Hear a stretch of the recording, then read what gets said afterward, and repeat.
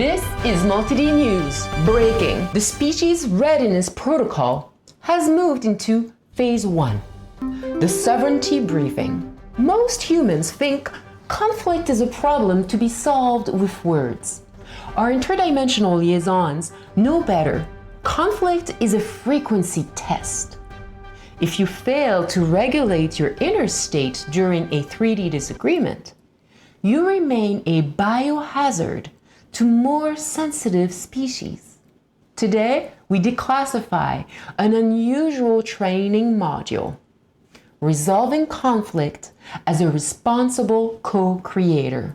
We're going back to some archives to learn how to drop the bio armor and achieve heart coherence. Candidates, prepare for internal recalibration. Let's watch the initial briefing on the conflict reflex.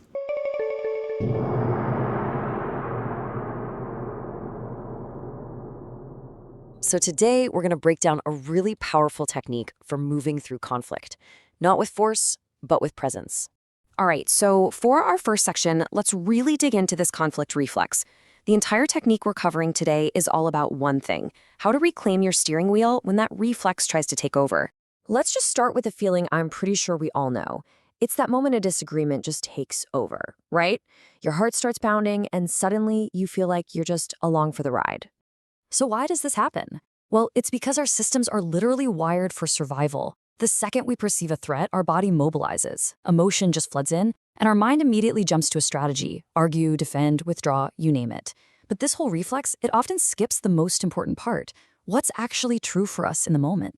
Okay, moving into our second section, we're going to cover the very first and honestly, the most crucial move you can make to interrupt that automatic script and get yourself back in the driver's seat. Now, the cool thing about this is, the process isn't about trying to fix anything or force yourself to be calm. It's way simpler. It's just about pausing to ask 3 key questions to find out what's really going on inside. So that first step, identifying the emotion, it's like a form of inner leadership. Getting really specific, moving from a vague, I'm upset, to a precise, I feel dismissed. That stops the feeling from running you like some invisible force and instead turns it into workable data. Okay, next we check in with the body. And this is fascinating because your body reacts way before your mind even finishes a sentence. Stop feed. Did you catch that? Bio armor. Most of you are walking around in a dense, defensive plating, tight jaws, clenched mouth, braced bellies, shoulder up. This is a massive do not disturb sign to higher frequency beings. They cannot find your signal through density. Watch how the protocol suggests you shed this plating. It often goes into what the source material calls armor, which is kind of like a protective suit. Think about a tight jaw, a braced belly, or even that overly agreeable smile. That's your body's deep survival intelligence at work. And then, of course, there's the mind. We've got to look at its posture. In a conflict, our mind often acts like a courtroom prosecutor, just seeking victory instead of truth, so it can feel safe. This check-in reveals that posture. It asks, hey, is my mind open and curious right now? Or is it closed off and gripping, just trying to prove a point? Doing this 3-part check-in is so important because it stops us from doing what's called a spiritual bypass. That's when you try to jump straight to forgiveness while your nervous system is still screaming threat.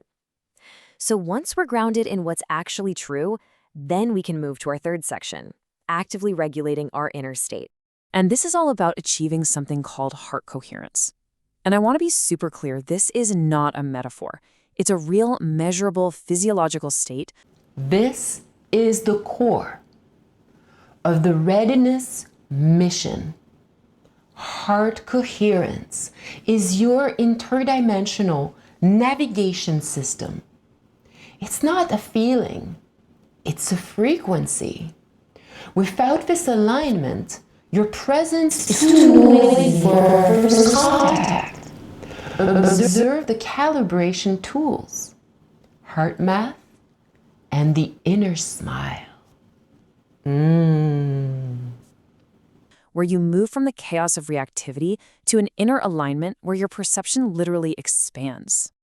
And the great news is, we actually have practical tools to get there. This isn't just some vague concept, it's a real practice. You can use breathwork like heart math to create that harmony, or use gratitude to shift your perspective, or even try the Taoist inner smile to send warmth to the parts of your body that are holding all that tension. Okay, let's talk about gratitude for a second, because this one needs a little delicacy, right? You are never, ever grateful for disrespect or harm, but you can be grateful for the clarity that a conflict can sometimes force into the open. You know, the unsaid truths or the unclear boundaries it finally brings to light.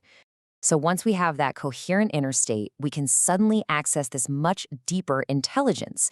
And that brings us right to our fourth section, aligning with our wisdom, that part of us that can see beyond the immediate storm. So what does that mean? Well, it means connecting to what you might call your higher self. And look, this isn't some perfect, floaty, angelic version of you. It's simply the part of you that's less attached to being right. It's the part that can witness the whole situation with a bit more space and actually see the bigger picture. So, when you're in this aligned state, you're grounded, you're coherent, you're connected to your own wisdom, that's when you can start asking totally different, way more powerful questions. You're no longer just reacting, you're starting to create. These are what the Source calls sacred questions. And they're not about finding some quick, easy answer. Nope. They're about completely reorganizing your inner posture. This first one shifts you from trying to control the other person to focusing on your own character. It asks, what quality is needed from me right now? Attention, candidates, write these down. These aren't just questions. They are the sacred code for sovereign co-creation. Question 1. What quality is needed from me? This shifts you from a victim of the 3D to a master of the 5D. Pay close attention to the protocol of letting go. Then there's this one. What can I let go of? This question really forces you to look at what you're gripping onto so tightly. Instead of trying to control the situation, you shift into releasing the distortions, the storylines or assumptions that are actually making you suffer more. And this one is really powerful. It helps you look at your own ingrained patterns and identify this deep conditioning that maybe isn't even true for you anymore. It asks, what outdated survival strategy are you using that isn't actually serving you?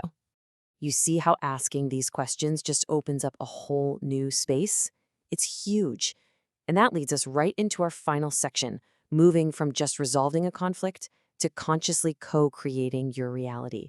So here's a really critical idea to grasp. Your internal state is never neutral. It's actually a frequency, a signal that you're constantly sending out, and it's continuously informing how reality organizes itself around you. Your inner posture literally becomes an instruction to the world. What this does is it allows you to hold the entire conflict inside a much larger, more coherent energetic field. It's often visualized as a torus. Think of it like a self-sustaining energy pattern. Instead of feeling like this one single point of tension, you remember that you are a whole field of awareness. And that right there, that captures the whole power shift. You literally stop being trapped by the problem. Instead, your presence becomes this stable, spacious container where the problem can actually be met and transformed. So when you put it all together, this whole process is really about becoming a responsible co-creator. It's a path that basically says, hey, regulate your inner world first before you even try to act on the outer world. Find your ground, restore your coherence, expand your presence, and then respond. So I want to leave you with this final thought. This question, really.